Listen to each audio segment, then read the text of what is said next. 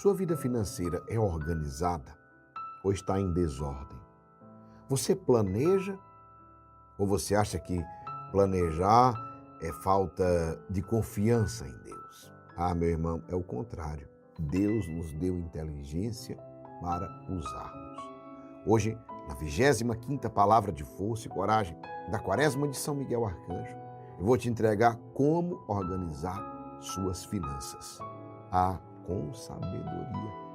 Meu irmão, minha irmã, esta palavra de força e coragem, essa Quaresma de São Miguel, tem um propósito da batalha da transformação. Transformação espiritual, familiar, profissional, financeira, que é a que nós estamos trabalhando, emocional, afetiva e na saúde física.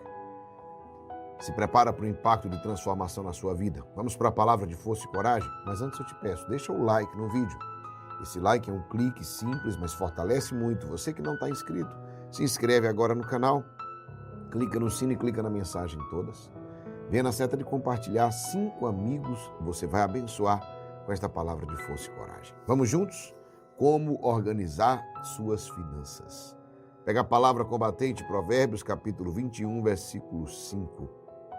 Os planos do diligente tendem à abundância, mas todo precipitado tende à penúria.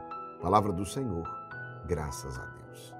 Olha como essa palavra já começa forte. Os planos do diligente, daquele que planeja, que organiza, que se esforça, tendem à abundância.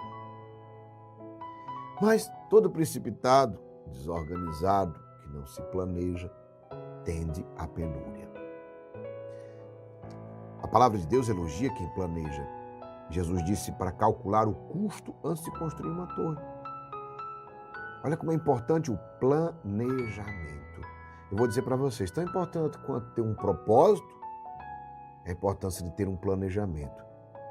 Quem não planeja deve estar no plano de outra pessoa. Não avança, não prospera. Salomão observava as formigas, lá em Provérbios 6, que se preparavam no verão. Interessante, Salomão observava o planejamento das formigas.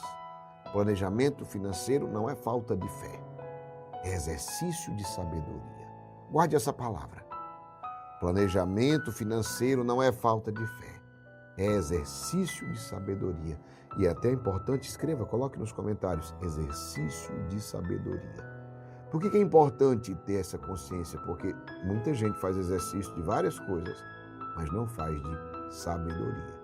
E a arma, o segredo para a prosperidade é sabedoria. Muitas pessoas espirituais acham que planejar é não confiar em Deus. Você já viu alguém dizer, não, eu confio a Deus? Sim, mas é o contrário. Quem deu a inteligência foi Deus, para você usar. Ele quer que sejamos, como diz a palavra, prudentes como as serpentes. Confiar em Deus não significa ser irresponsável. Guarde isso. Confiar em Deus não significa ser irresponsável. A responsabilidade é sua. A inteligência Deus te deu. Por isso, planeje. Geraldo, me ajude praticamente. Eu vou te dizer agora. 6 pilares do planejamento cristão. O primeiro deles é a oração. Como assim? Comece sempre pedindo direção divina. Senhor, me orienta como fazer. Me orienta como devo fazer. Me acompanha nesse planejamento, sempre começa pela oração. Aí depois vem o ponto 2. Quais são os pilares do planejamento cristão? Oração, depois diagnóstico. Saiba exatamente onde você está financeiramente. Você está em dívida? Você está equilibrado? Você está investindo?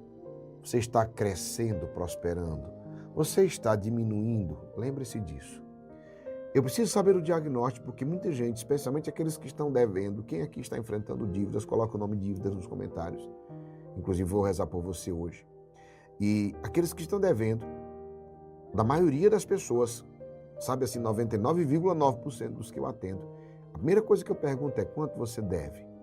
Não, mais ou menos isso. E eu disse, mas quanto exatamente? Não, exatamente não sei lhe dizer. É assim com você? Exatamente, eu não sei dizer. Por quê? Não tem um diagnóstico. Então, até para dever, você precisa ser organizado. Dever no sentido de pagar. No sentido de quem vai pagar, de quem vai vencer as dívidas. Primeira coisa é diagnóstico claro. Saiba onde exatamente você está. Onde são as dívidas, para onde está indo o seu dinheiro, sabe? Para onde está indo isso, quanto você está pagando. Estou pagando juros, quanto você está pagando de juros, até para você se organizar para ir diminuindo esses juros. Isso aqui é forte. Terceira coisa, primeira oração, segundo diagnóstico, terceiro, metas. Defina objetivos claros, prazos realistas. Sabia que até para pagar dívidas eu tenho que ter metas? Assim como se come um bolo, eu preciso fatiar. Normalmente eu começo por onde? Por onde eu estou pagando mais juros. Ou então pela menor conta, para que eu possa sentir aquela empolgação de vencer uma conta, comi uma fatia do bolo. E assim como se come um bolo, fatia por fatia, se eu te dou um bolo inteiro e você pega nas mãos, você vai se sentir desconfortável. Não é assim que acontece? Eu te dou um bolo, aí você pegar um bolo inteiro na mão, você vai dizer, mas não tem como comer esse bolo. Exatamente. Mas se eu coloco o bolo aqui e parto em fatias, você passa como uma fatia agora, depois uma fatia após o almoço, depois no carro, 2, 3 dias, aquele bolo desaparece. Se eu te der o bolo nas mãos, você diz, é impossível.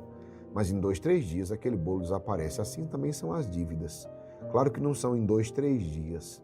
Mas se você fatia, comendo fatia por fatia, você vai vencendo. Então, isso daqui é muito claro. Defina objetivos claros, prazos realistas. Claro que eu estou falando para quem deve, mas a mesma coisa é para quem vai comprar um carro, vai comprar a casa, de quem vai fazer uma construção, de quem vai fazer um investimento, sabe? Defina objetivos claros e prazos realistas, porque aquilo que não tem prazo não existe. Quarta coisa, orçamento. O que é o orçamento, Geraldinho? É o que muita gente não tem, por isso que entra em desordem financeira. É o controle de entradas e saídas mensalmente. É ter a clareza de para onde está indo o seu dinheiro. Para onde é que está indo o seu dinheiro? Sabe? De onde está vindo e para onde está indo. Orçamento. Quinto, reserva. Tenha uma quantia para reserva de emergência. Geraldinho, eu estou nas dívidas. Exatamente. E aí você vai vencer as dívidas. Qual é o próximo passo depois que sair das dívidas? Eu vou ter a minha reserva de emergência. Porque eu só vou ser, não, eu já vou comprar. Não, eu vou ser o investidor após ter uma reserva de emergências. Como é uma reserva de emergências? No mínimo, 6 meses do seu custo. 6 meses, ou seja, se você ficar sem emprego hoje, você conseguiria se manter. O ideal, 12 meses, 1 ano. 1 ano. 1 ano das suas despesas. Se você tem um orçamento, você sabe quanto você gasta por mês. Então, quanto é a minha reserva? Eu devo ter como meta de, no mínimo, 6 meses da minha manutenção. E o ideal de pelo menos 12 meses. A gente viu, inclusive, com o lockdown, uma pandemia, um problema como aconteceu, como isso é necessário. E sexto, investimento. Isso aqui é uma ordem. Como é que eu vou fazer investir? Como é que eu vou investir? Fazer o dinheiro trabalhar para você. Você colocar num banco, claro que não, numa poupança, num CDB, numa situação. Você comprar um imóvel para alugar. Faça o dinheiro trabalhar para você. Ao invés de você gastar todo o seu dinheiro com supérfluo, primeiro reserva de emergência, depois você se torna um investidor. Esses são os pilares do planejamento cristão. E o planejamento versus ansiedade é muito forte, porque o planejamento saudável, ele é feito com confiança em Deus. Eu não fico ansioso. Já diferente, a ansiedade disfarçada de planejamento é uma obsessiva, sabe? Obsessão, não inclui Deus, não. O planejamento saudável, ele inclui generosidade como prioridade. A ansiedade disfarçada de planejamento só pensa em acumular, só em acumular, só em acumular. O planejamento saudável tem flexibilidade, sabe, para mudanças.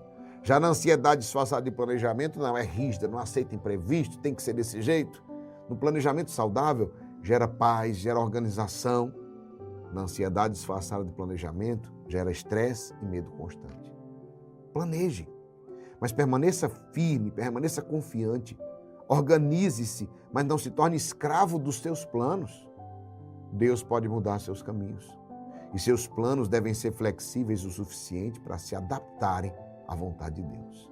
São Miguel Arcanjo nos protege da ansiedade, nos protege da desordem financeira, dando-nos sabedoria para planejar com prudência e com fé. São Tomás de Aquino dizia: a prudência é a virtude de bem governar e dirigir. E eu te falo hoje, o planejamento é a oração da mente, a organização é a oração das mãos. Por isso, meus irmãos, hoje vou te dar uma tarefa.